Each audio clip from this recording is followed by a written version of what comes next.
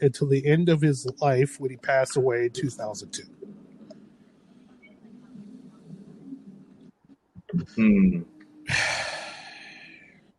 But it doesn't say if the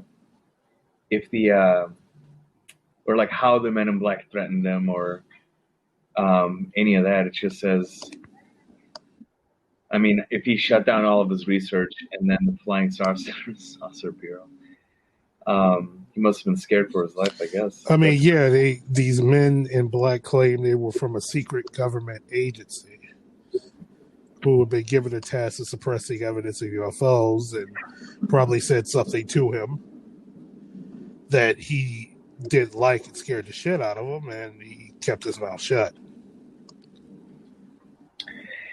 I mean, is it really unreasonable, though, to think that the military might not want people doing this type of research? And not just like in a nefarious, they're going to find out that there's UFOs.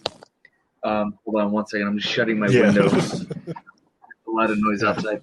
And not just like we don't want the truth about UFOs getting out, but I'm just trying to take a more like rational approach here. But if they don't want at the time, they didn't want misinformation of like military gear and military secrets that were being identified as UFOs. Yeah, but that would be wouldn't they do a better job on not having people see that shit in the sky? I mean, what do you mean? What do you mean? Like the actual UFO, like the actual unidentified? Yes, objects? Like say that United States military, and you're test flying this secret aircraft that you don't want nobody to know about. Why the fuck would you fly it in the middle of where populated area or an area you know to be populated, and then threaten somebody? Like there's airspace where there's no one around, and even go ahead. Yeah, I was gonna say no. I feel you. I hear you. I'm talking about people who are doing the research into it, not like the eyewitnesses themselves. There's always plausible deniability. What do you mean? That means is you're the government say, no, this guy is wrong. There is nothing going on to that. Unless if the things that he's reporting are real and he's got like irrefutable evidence and it's military secrets that are out. I'm just speculating. What if that is the case, and it's not as nefarious as the stories are making it out? Yeah, but there's one thing about there's some people that dress in black suits. It's like, hey, you didn't see anything, and there's another thing about threatening. These people saying they've been threatened, and in the case of what's the guy's name? Dr. Hopkins. He's saying that a coin shapeshift and disappeared out of his hand. And he's also given a description of a person that looks extremely pale and has no eyebrows. Or, God, what else did he say this guy looked like? He had no eyebrows and hair and no hair. Why would you be a government agent and shave off your hair and all your hair and eyebrows and what? You don't want nobody to identify you. I mean, you're a government agent. They're not going to see you you're not going to be living across the street from the guy you're trying to tell him that, hey, shut up about UFOs. It's just. I mean, he could have been like, in trials for like swimming. I guess he could have been an amateur. He's an Olympic. He's an amateur Olympic swimmer. Yes. Trying to shave seconds off your lap time. You never know. Go on. I'm sorry, my brain just exploded. I'm saying that it's always possible. It could be, So or yeah, I don't know. both of these homies get threatened, and they shut down their research, and then the Men in Black never contact them. Yeah. Or check this story out. Here's a story about Paul Miller. Mm-hmm. Paul Miller was returning home from a hunting trip, and he saw a luminous disc in the sky. The disc landed in an empty field, and two humanoids, this is according to Mr. Miller, emerged from the craft. Miller fired his gun at him because that's what Americans do when you're new.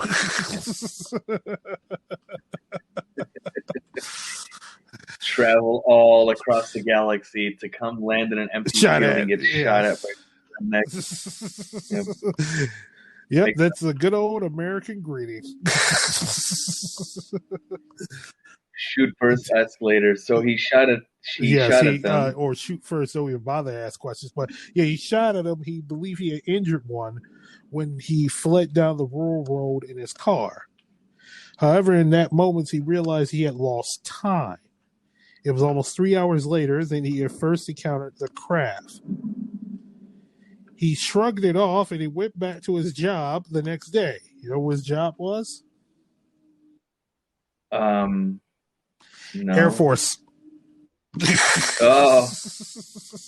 So he got fired? No. He goes to work in his Air Force job, but upon him entering his work, he was immediately confronted by three men in black suits. Hey, Paul, what did you do this weekend? Oh, I just shot at some humanoids that landed in the middle of a cornfield. Oh, okay, what'd you do? I just made an egg salad sandwich because I really wanted an egg salad sandwich. So I went out to the store and bought all the accoutrement. And when I made it, I just really didn't feel like eating it anymore. Oh, cool. Happy Monday. Just like goes to work, but nothing happens. They told him that they had his file. Okay. Despite having told no one about the event, the men said that they knew all about it and mentioned the encounter would be best forgotten. According to Paul, he says that they seemed to know everything about me, where I worked, my name, everything else. They also asked questions about his experiences as if they already knew the answers. Paul was so terrified he didn't come forward with his experiences till years later.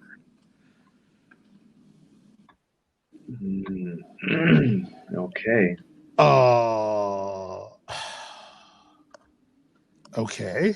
I mean, you shoot and injure what you think is an alien, and you expect no follow-up from that?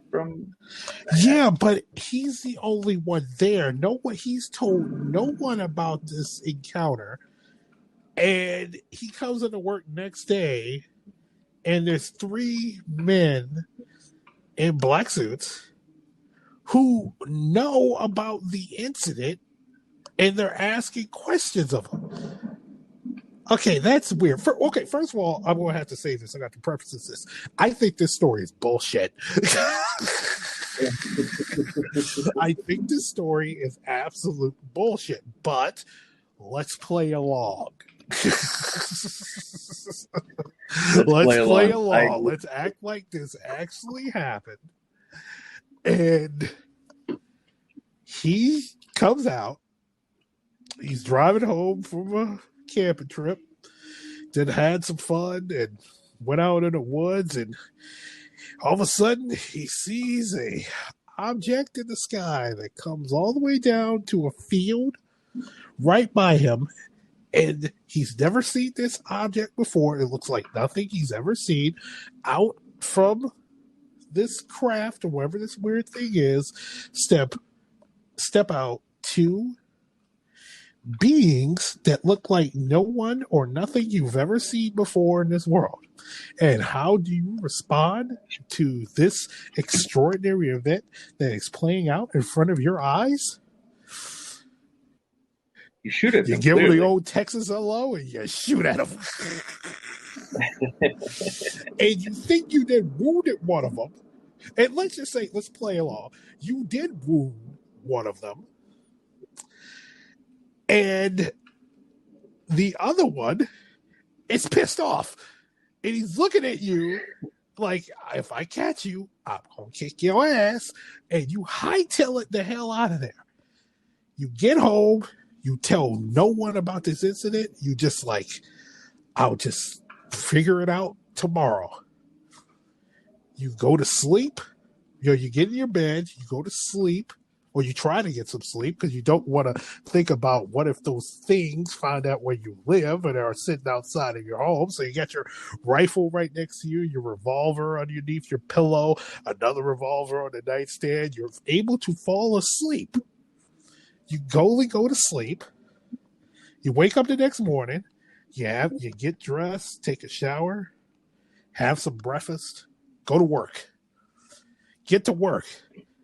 Figured like I'm going to do my job today. I'm going to work hard, but afterwards I'm going to tell somebody about this weird experience that I had this weekend. And as you're walking in, there's 3 men in black suits that you've never seen before start asking you questions about the night before. You have told no one, and you're freaking out. And then they tell you after asking you hours of questions, things that they already knew that you had done the night before, they call off and say, you better not say anything about it. And they also tell you what you had for breakfast this morning. And then in the middle of it, it's like, hey, it's time to break for lunch. And we're like, oh, we'll order your lunch for you. Well, where you going? We're going to what? We're going to McDonald's. Oh, man, I want to go to White Castle. We're going to McDonald's. And they don't even bother to get you a number one. They get you a goddamn salad. And then they forget the salad dressing. And then you tell them you want a Coke. And they get you a Diet Coke. Hell on earth. Hell on earth. Nightmare scenario. Sorry, Mr. Miller. Yes. So, supposedly, that's probably what happened. Even up to the part of them ordering fucking McDonald's. I mean, how would you react to this situation, Ogul? I would definitely just call it a day and go home that day. I would just take a personal day. I think they would figure out where you lived and show up just like Dr. Hopkins show up at your home and make a pity or even you disappear. Is there any like photographic evidence of these men in black in any of these? Yes, there is one. It's 2 photographic evidence. Well, one a photograph, another a video. Let's talk about the photograph first. Okay. UFO researcher Jack Robinson and his wife Mary get to experience extremely strange events as they pursued more UFO and alien-related subjects. They would come home sometimes and find their house rummaged and looked through, and the UFO files disturbed. Mary also began to notice a strange man in a black suit and a hat staring up at their apartment from their doorway. They lived in Brooklyn at the time. This is during the late 50s, early 60s. So they begin to tell one of their friends about it, and their friend had mentioned, hey, it's seen the same person too, when they were coming up to their apartment. So their friend said that I could get a photo of this guy. So what the friend did was walk out to the street, and this man in black was there looking at the apartment, didn't notice the friend, and the friend actually got a photo of this man in black. And her friend, Tim Green, the guy's name was Tim Green Beckley, snapped a photo of the man. It was believed to be proof of the men in black. If you go on Thought Catalog, thoughtcatalog.com and look under Men in Black. There's a picture of this guy.